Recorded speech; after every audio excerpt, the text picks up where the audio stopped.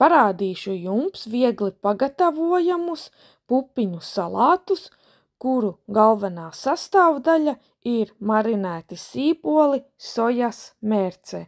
Nepieciešams mums būs pupiņas, marinēti šampiņoni, sagriezti zaļumi, kādi jums patīk, un galvenā sastāvdaļa marinēti sīpoli sojas mērcē. Beram pupiņas bļodiņā, beram klāt marinētos šampiņonus, liekam klāt marinētos sīpolus sojas mērcē un zaļumus, kārtīgi visu apmaisam, pieliekam klāt mīļākās garšvielas un vēlreiz visu kārtīgi apmaisam.